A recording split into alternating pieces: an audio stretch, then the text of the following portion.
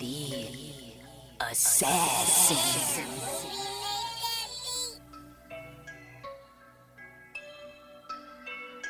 You know I break necks, call me Jack Tate. I have no regrets while your life is fading.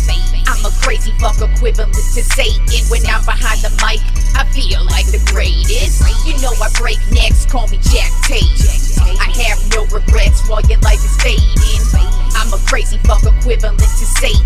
When I'm behind the mic, I feel like the greatest. What up, y'all? You're listening to Sports Talk with Tropp, and I'm your host, Katie Tropp. Well, in the NBA this week, it was all about Luka Doncic and LeBron James. Those two have been just absolutely dominating this week. So let's get right into the NBA. Beginning with the Monday night, we actually didn't have Luka or LeBron in the game that we're going to discuss. They are a little bit later in the show. But Monday night, the Miami Heat absolutely dominated the Sacramento Kings 121-110. What really stood out in this game is that the Miami Heat actually had 3 suspensions in this game. One of those suspensions included Jimmy Butler. So you kind of expected the Kings to absolutely dominate this game, and it really was just straight domination by Miami from start to finish. Bam Adebayo ended up with a double-double. He had 28 points and 10 rebounds and 7 assists. And Jaime Jaquez Jr., he is the rookie standout for the Miami Heat this year. He added in 26 points. And, he's really gone off this year.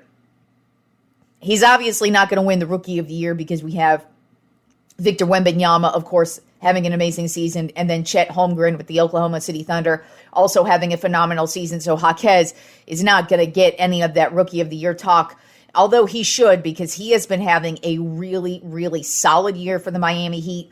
Anytime he is asked to take over a role, he has stepped right up to the occasion and just dominated, just like he did in this game. And like I said, the Miami Heat dominated the Kings. It wasn't even close. And the Kings had their full force of players in this one, but they just weren't able to get it going. Miami got the big win. Then on Tuesday night, the Cleveland Cavaliers got a huge 121-119 win over the Dallas Mavericks. Max Strus had the game-winning half-court shot. The Mavericks had a 1-point lead, and Strus just threw it up with a couple seconds left to go on the clock, and boom, makes the game-winning miracle shot for the Cleveland Cavaliers. But Luka Doncic, he dominated this game, even though the Mavs lost. He had 45 points and 14 assists and 9 rebounds. So he almost had a triple-double, just missed out on it, ended up with a double-double. Kyrie Irving also dropped 30 points, but Donovan Mitchell on the other side of the court, he had 31 points. It was a huge deflating loss for the Mavericks, just because they actually had a pretty solid lead going into the fourth quarter in this one, and then Cleveland just ended up going on a nice little run, scoring something like 10 points in a couple of minutes. And then Dallas would just completely deflate towards the end there, and Cleveland would just heave up the game winner and walk away with the win. Then on Wednesday night, Dallas actually bounced back against the Toronto Raptors. They got the win 136-125. This was actually on Luka Doncic's birthday. He scored a triple-double. He ended up with a double-double the night before in a loss. Well, he went for a triple-double in a win. 30 points, 16 assists, and 11 rebounds on his birthday. And then Kyrie Irving came right in and dropped another 29 points. So the Dallas Mavericks, they were able to get a win the following night. And then the Lakers, same night on Wednesday, had a huge game against the Clippers. Clippers were pretty much dominating the entire game. The Lakers were actually down by 21 points at one point in the fourth quarter. And then LeBron fucking James went off for 19 points in the fourth quarter, ended up with the stat line of 34 points, 8 assists, and 6 rebounds, and just completely took over this game. And the Lakers got the win 116-112. Like I said, huge collapse for the Clippers on this one, because they had a 21-point lead going into the fourth quarter, and LeBron just took over, and it was a one-man show from LeBron James, and the Lakers weren't walking away with a loss in that one, and they got the win. Then on Thursday night, speaking of big losses, the San Antonio Spurs dominated the Oklahoma City Thunder 132-118. Victor Wembanyama continuing his insane season. He had 28 points, 13 rebounds, 7 assists, and 5 blocks on the night. and it was straight domination by the Spurs. I mean, the final score says it, but I mean, really, the Spurs just dominated this really good Oklahoma City Thunder team. But Victor Wembanyama just put on a huge show last night and got the win. And then this wasn't really a noteworthy game. There's really only one noteworthy thing from it, and that is the Lakers won against the Washington Wizards last night, 134-131. What's of note in this game is that LeBron James dropped 31 points, and now he is only 9 points away from hitting the 40,000 career point mark, which has never happened in the NBA. He will be the first ever to reach 40,000 career points.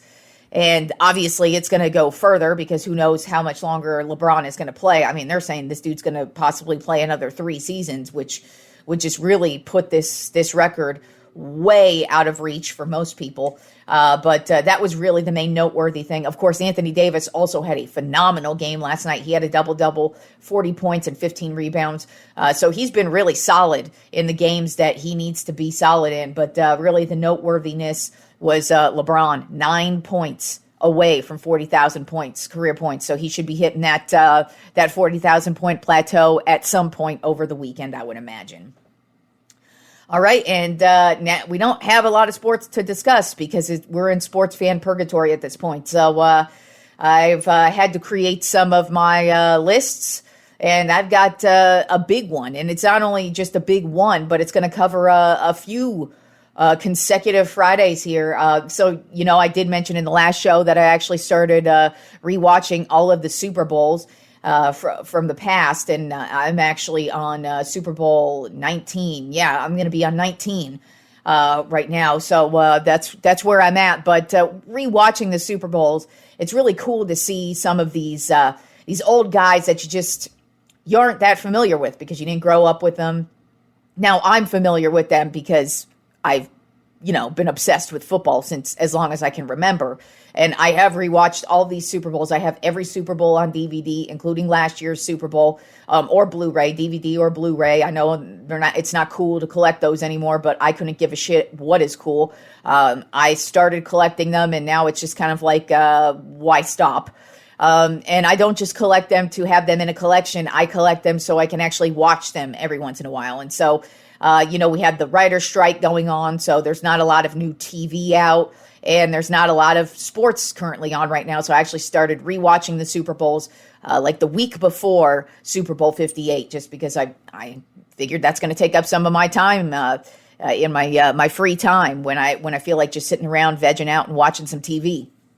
And so with that, I've just seen some great players, and I know a lot of people in today's day and age wouldn't even be familiar. They might be familiar with the name, but they're not even aware of how good some of these guys are. So what I'm going to actually do is I'm going to do the Tropp 10 NFL GOATs, beginning with the 1960s. And I'm going to move on to the 70s next week, the 80s the following week, 90s, and the 2000s and the 2010s.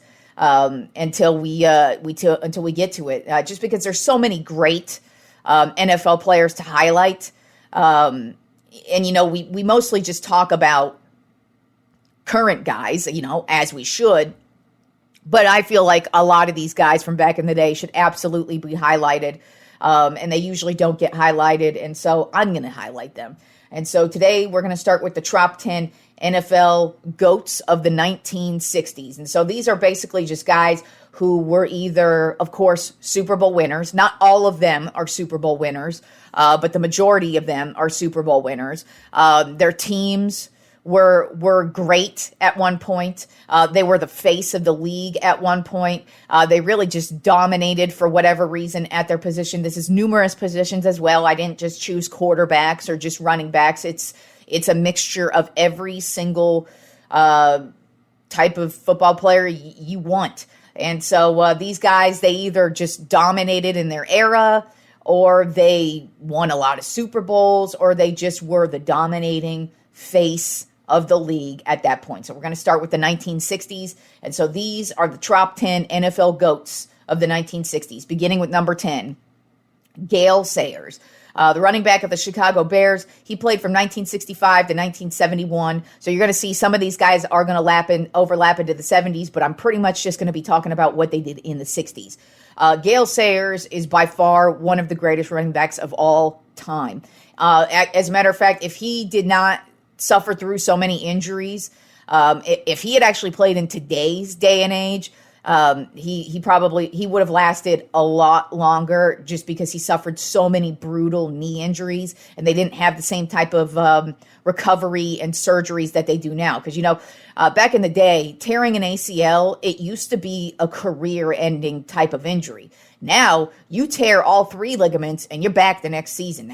That's just because of the advancements in medicine and surgeries and physical therapy and all that kind of stuff. But Gale Sayers, unfortunately, suffered way too many injuries throughout his career, and that's why you hear about him, but you don't hear about him like you should. I feel like he would be on the same level as a Jim Brown if he didn't suffer so many injuries. But even so, this guy was electric when he hit the field. He just was one of the top running backs in the game in the 60s. His career yards are 4,956 rushing yards, 39 touchdowns, 1,307 receiving yards, 9 receiving touchdowns. And then he also was a kick and punt returner. He ended up with 3,172 return yards and 8 return touchdowns. So the guy was an all-around. He didn't just do running back. He was also just fantastic in the kick return game. And his rookie season, it took off right from the jump. He has one of the greatest rookie seasons of all time still to this day. He holds records still. He has the TD rookie record of 22 touchdowns in a season, and then he also has the most touchdowns in one game. It's actually tied now. I can't recall who's tied him now. But for the most touchdowns in one game, he scored 6 touchdowns in one fucking game. This guy was electric. He was also the Rookie of the Year in 1965. He was a 5-time All-Pro from 1965 to 1969, so consecutively, 5-time All-Pro. He won Comeback Player of the Year in 1969 because he came back from a crazy knee injury where he tore his ACL, MCL, and LCL. He came back and had a solid year. He was the 2-time rushing leader in 1966 and 1969. He was the overall scoring leader in 1965 in his rookie season. He's the one of, I think, only 2 players to ever score a rushing touchdown, receiving touchdown, and a kickoff touchdown in one game. So the guy was all around. He absolutely was one of the faces of the league at this time and absolutely dominated the 1960s. Then at number 9 on my top 10 NFL GOATs of the 1960s, Deacon Jones, the defensive end of the Los Angeles Rams. He played from 1961 to 1971. Now, unfortunately, with these defensive players that I'm going to discuss in this list, we don't really know the amount of sacks that they had, but Deacon Jones, still to this day, if you count his sacks, he is in the top 5, I believe the top 3 all time for sacks. He's got a total of 173 and a half sacks and 2 interceptions. This guy was a quarterback killer. As a matter of fact, he coined the term sack. He was a 2-time Defensive Player of the Year in 1967 and 1968. He was a 5-time All-Pro from 1965 to 1969. He led the league in sacks 5 times in 1964, 1965, 1967, 1968, and 1969. The guy, nobody fucking dominated defense like Deacon Jones did, except for maybe a couple of other players. Deacon Jones, listen to this. He wasn't even supposed to play football. They just happened to, some scouts for the Rams just happened to be at his college, and I believe they saw him running, and they just were like, dude, that guy's fast. He looks like he could be a good defensive end. They brought him in. They drafted him, and Deacon Jones would go down in history as one of the greatest defensive ends of all time, and he was a beast. You watch some fucking Deacon Jones highlights, and you will be like, holy shit. Imagine being a quarterback on the receiving end of that dude. No thank you. Then at number 8 on my top 10 NFL GOATs, Henry Jordan, the defensive tackle of the Green Bay Packers. He played from 1959 to 1969. That's right. This guy played before the Super Bowl era. You're also going to hear that in a few of these guys because, the Super Bowl era didn't really begin until 65, I believe. Yeah, 65, 64, in that era. So some of these guys actually are just champions and not Super Bowl champions because it's before the Super Bowl era, and Henry Jordan is one of those dudes. As a matter of fact, the team that dominated the 1960s, if you do not know, was the Green Bay Packers. And Henry Jordan was a huge reason why they were so dominant. Of course, there were many other reasons why, and there are a couple of his other teammates who make this list. But Henry Jordan was a motherfucking beast. This guy is a 5-time NFL champion and a 2-time Super Bowl champion. So he is technically a 7-time champion. He won championships in 61, 62, 65, 66, and 67, and then was also a winner in Super Bowl 1 and 2. He is a 7-time All-Pro. 1960 to 1964, 1966, and then 1967. The guy was one of the most dominating forces on the defensive side of the ball ever. And this Packers defense, you hear a lot about the offense, but this Packers defense was one of the first most dominating defenses you will ever have seen in the history of the league. If you have not watched old Green Bay Packers highlights, do yourself a favor and watch some old Green Bay Packers highlights. You will see some amazing football, but some amazing defense. And Henry Jordan was the leader of this squad. Then at number 7 on my top 10 NFL GOATs of the 1960s, Lance Allworth, the wide receiver of the San Diego Chargers. He played from 1962 to 1970, and then he also played a couple of seasons with the Dallas Cowboys after that. But if you want to talk about the most dominant wide receiver of this era, it is Lance Allworth. I mean, the guy's numbers are out of control. He ended up with 10,266 receiving yards and 85 touchdowns. He was an AFC champion in 1963. He was the AFL Player of the Year in 1963. He's a 6-time All-Pro from 63 to 68. He was the receiving leader in 1965, 1966, and 1968. He also was the TD receptions leader in 1964 through 1966. And I mean, really, he just dominated the league. Every single year Lance Allworth played, he dominated the league. And then he finally was able to win a Super Bowl with the Cowboys in the 70s. But in the 60s, this guy was one of the most reliable receivers of all time. He was electric. He could beat you going deep. He was just so damn good and was the receiver of the 1960s. Then at number 6 on my top 10 NFL GOATs of the 1960s, Bob Lilly, the defensive tackle of my Dallas Cowboys. He played from 1961 to 1974. I personally refer to him as the number 1 Cowboy. Most people call him Mr. Cowboy. The reason why, he was the first pick by the Dallas Cowboys. He was the first Dallas Cowboy to be inducted in the Pro Football Hall of Fame. He was the first Dallas Cowboy to be inducted into the Ring of Honor at the Cowboys Stadium. He is basically the Dallas Cowboys. This guy was one of the most hard-nosed, hard-working defenders ever. And he was the face. He was the first face of the Dallas Cowboys. That's why I call him the number 1 Cowboy, because he was the first to do everything as a Dallas Cowboy. And if you are a Cowboys fan, you better fucking know who Bob Lilly is, because this is the number 1 Cowboy. This is the Cowboy. This is the Dallas Cowboys. Bob freaking Lilly. Won a Super Bowl in Super Bowl 6. Some of his career stats, we obviously don't have how many career sacks he has, but he does have 18 fumbled returns, 1 interception, and 4 touchdowns. He was a 7-time All-Pro from 1964 to 1969, and then in 1971. And like I said, as far as defenders go, in the 60s, he was the most dominant. He was the number 1 Cowboy. He was the face of this franchise. He was the first guy to do it all for the Cowboys. When you look at the Cowboys throughout history who have just been the face of that franchise, Bob Lilly is where it started. He was our number 1 dude. That is the number 1 Cowboy. And he absolutely was a part of this doomsday defense that just dominated the NFL in the 1960s. And he was the reason why.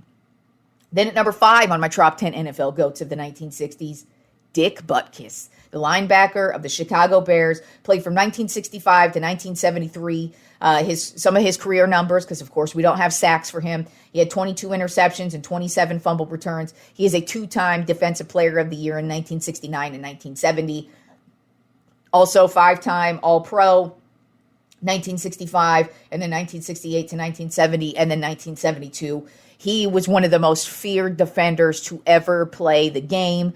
I sing the praises of Dick Butkus, have been doing it on this show for many years now, just because he is football. If you look at the linebacker position, I mean, this guy, he was just football, and he was so much fun to watch. When I watch Dick Butkus highlights, I'm just in absolute awe watching what this guy does. Like I said about Deacon Jones, I can't imagine being a quarterback on the receiving end of that. It's times a million when you got Dick Butkus running at your motherfucking ass. Then at number 4 on my top 10 NFL GOATs of the 1960s, one of the most dominating quarterbacks, period, in the history of the league. I've really never talked about him much, which is weird, and that would be Johnny Unitas. He was the quarterback of the Baltimore Colts. He played from 1956 to 1972, so that was a long-ass career. He has been around the block. He was basically the first star quarterback. There were a couple of this era, but Johnny Unitas was exceptionally dominant in every single way, shape, and form. He is a 3-time champion. He won in 1958, 1959, and 1968. Then he was also a Super Bowl champion. He won Super Bowl V.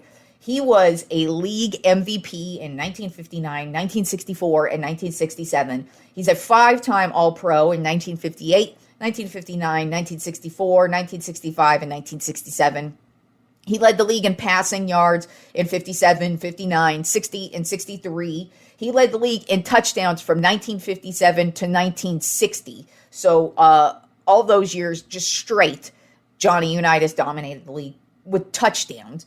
Then passing yards, his career totals are 40,239 passing yards, 290 passing touchdowns, 1,777 rushing yards, and 13 rushing touchdowns. Really, nobody dominated the league like Johnny Unitas. This guy, you hear the name Johnny Unitas, just the name alone screams football player. But if you have not watched Johnny Unitas highlights, this guy was Patrick Mahomes times a million. I mean, he was such a gunslinger, but he just had this killer instinct in him. And it's just really hard to describe watching Johnny Unitas. He was such a warrior, and even at the end of his career, he just wanted to keep playing and wanted to keep playing. And even though, he suffered some shoulder injuries towards the end of his career, which of course is a huge thing if you're a quarterback, and they were to his throwing shoulder as well. So he had some issues, especially in the Super Bowl era, because like I said, he won Super Bowl V, but he actually was replaced in that game. And actually over that kind of, well, I want to say like 3 to 5 year period in that Super Bowl era of the NFL, Johnny Unitas wasn't a consistent starter. He was either injured or they would replace him with, what's his name? Morrow? Fuck, I can't remember the quarterback's name, but Earl Morrow, I believe, is who Unitas basically was battling for his starting quarterback position with for the last couple of seasons of his career.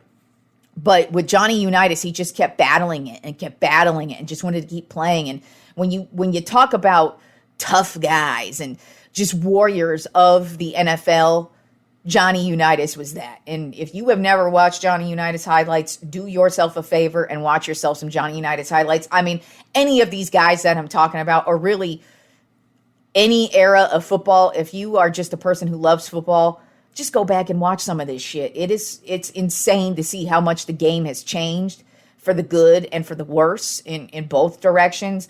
But it doesn't matter what the rules are and what's happening in those eras. You will just see some amazing football players, and Johnny Unitas was 100% one of them. And he dominated the 50s and the 60s and is one of the most decorated quarterbacks ever to touch a football.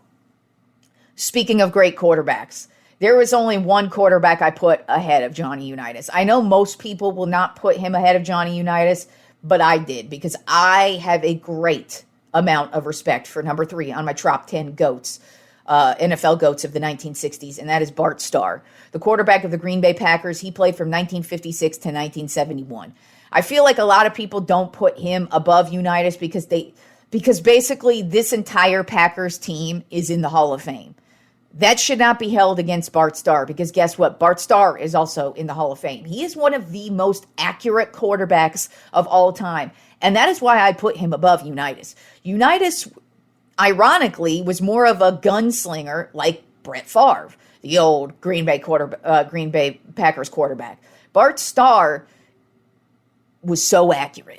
He just delivered the ball with precision and just went out there and did his job. He was also a leader of men. And for me, I just put Starr above Unitas just because he wasn't, like I said, Unitas was a gunslinger. So he would have that mentality where he would just fucking throw the ball like Josh Allen does. Sometimes you're like, Josh Allen will throw this crazy play and you're like, oh my God, that was insane. And then he'll throw the stupid interception. You're like, that was fucking dumb. That was Unitas. And so to me, Bart Starr is above him slightly just because when you look at championships, they have about the same amount of championships. But Bart Starr and the end to their careers kind of similar because Bart Starr didn't have an amazing end to his career either. But really, when you look at the end of the majority of careers, they don't usually end well. But Bart Starr, to me, was the face of the league at this time. He was a bit more accurate and a bit more reliable in the clutch and crucial moments, more so than Unitas to me. So that is why I put Bart Starr just one spot above Unitas. I feel like I get the arguments of Unitas over Bart Starr, but for me personally, I have so much respect for Bart Starr. And when I watch Bart Starr's game, it's like, whoa. He's just such a fun quarterback to watch, and there's just been so many plays I've seen of him where I'm like, just whoa, this guy's phenomenal. He ended up with a career passing yards of 24,718 yards and 152 touchdowns. So his career stats are a lot less than Unitas. Unitas had over 40,000, where Bart Starr only had 24,000 passing yards, but still, it's not just stats to me. And there's just other intangibles that I feel Bart Starr had that Unitas slightly didn't have. But like I said, you can argue either way with both of them.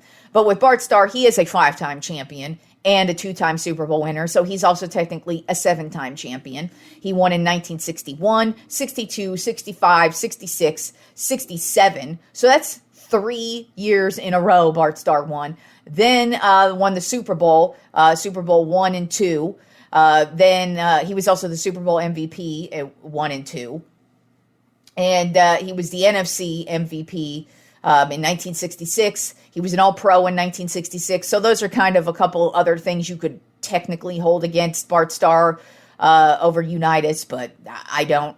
These are the two things that I look at, the two stats that I look at where I'm like, this is why Bart Starr's better. He's a 5-time league leader in passer rating, which is a big deal. And then a 4-time completion percentage leader in the league as well. And yes, those aren't sexy stats, but those are the two most reliable stats basically for a quarterback. And then of course his championships. And he was the face of the league.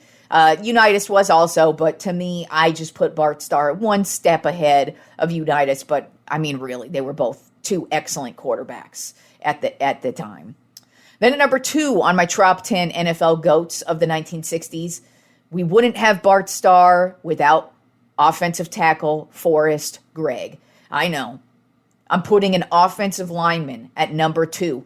But if you actually look at other lists, a lot of people put this guy at number 1. And it's just because he was one of the most reliable offensive linemen ever. He played from 1956 to 1970. He played it in 193 games. He was known as like the Iron Man because he played in 188 straight games. He had 8 fumble returns. He was a 5-time champion. in 61, 62, 65, 66, and 67. Won Super Bowl 1, 2, and then he also was with the Cowboys for a little bit of a time, so he also won Super Bowl 6 with the Cowboys. He was a 7-time All-Pro in 1960, and then from 1962 to 1967. So 6 years straight, the dude was an All-Pro. But, I mean, when you talk about reliability and just the team, the offensive side of the ball revolved around Forrest Gregg. He blocked for Bart Starr for him to get his passes and the time to get these passes off. He blocked for one of the greatest running games of all time was this Green Bay Packers offense, and it had to do with the offensive line. He was just the epitome of consistency, as you could tell, with 188 straight games played. So there would not be this championship dynasty for the Green Bay Packers if you did not have Forrest Gregg. There would not be a Bart Starr. There would not be any of these amazing players if there wasn't Forrest Gregg. And so he is number 2 on my top 10 NFL GOATs of the 1960s. And at number 1 on my top 10 NFL GOATs of the 1960s, Jim Brown, the running back of the Cleveland Browns. Honestly, nobody dominated this era more than Jim Brown. He ended up with a career rushing yards of 12,312 yards, which was a record at the time of his retirement. He had 106 rushing touchdowns, 2,499 receiving yards, and 20 receiving touchdowns. He won a championship in 1964. He is a 3-time MVP in 1957, 1958, and 1965. He won Rookie of the Year in 1957. He led the league in rushing 8 times. From 1957 to 1961, and then 1963 to 1965. So that's only a couple seasons of his entire career. He did not lead the league in rushing.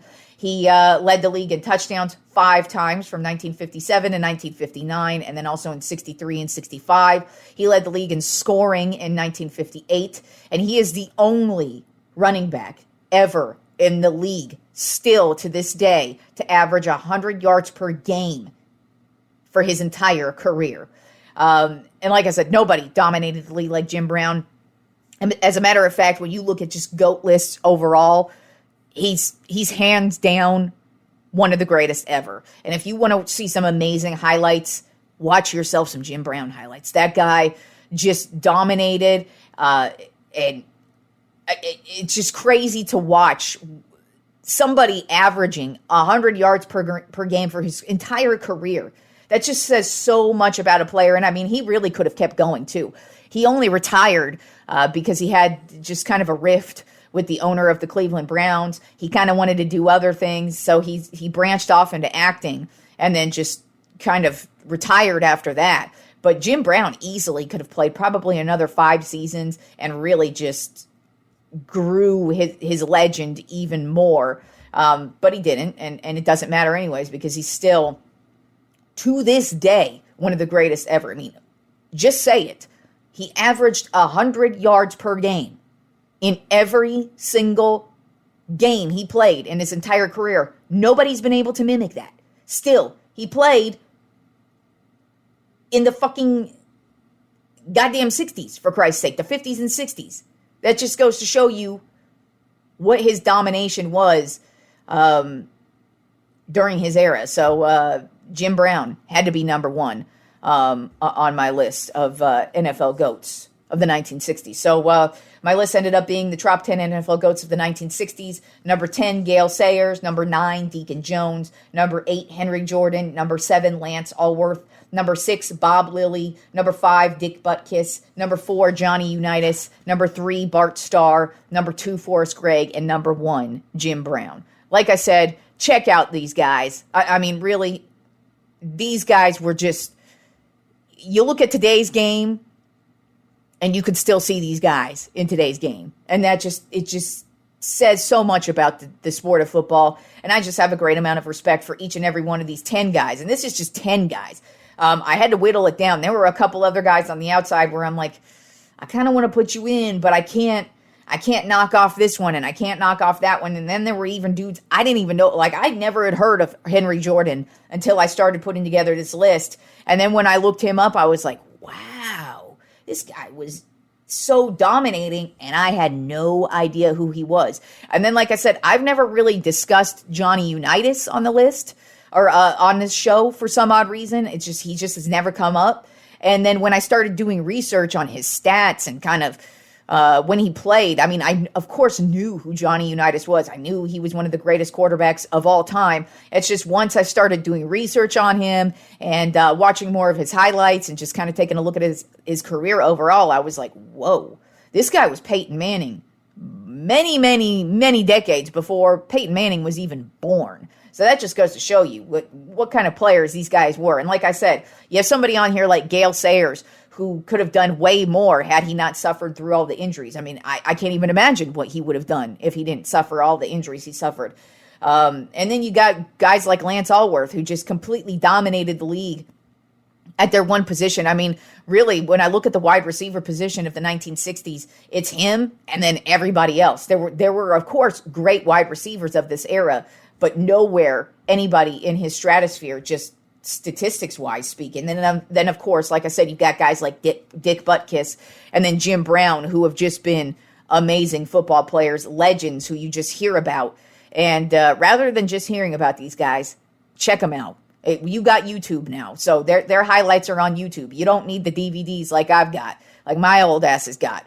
But I'm going to keep watching those Super Bowls all the way until Super Bowl 57. Obviously, I don't have Super Bowl 58 yet because that just ended. They don't usually release the Blu-ray until like right before the season. So I've got a while here, but like I said, I'm on Super Bowl 18 right now. So it's actually weird. You know, I just watched right now the Redskins and the Raiders are dominating right now. And most people, you'd say to yourself, the Raiders? When the fuck did they dominate? Well, the Raiders, one of the most dominant teams ever. And if you're a Raiders fan now, you might want to watch yourself some old Raiders highlights and be proud of how fucking dominant and good that team used to be. I'm enjoying watching these old Super Bowls just because we're seeing some amazing players, and that's where this list came from. And so next week I'm going to do the 70s, and like I said, I'm going to keep it moving every decade all the way up until the 2010s. So that's what we had to look forward to. So enjoy the weekend of sports, and I will talk to you fools on Monday.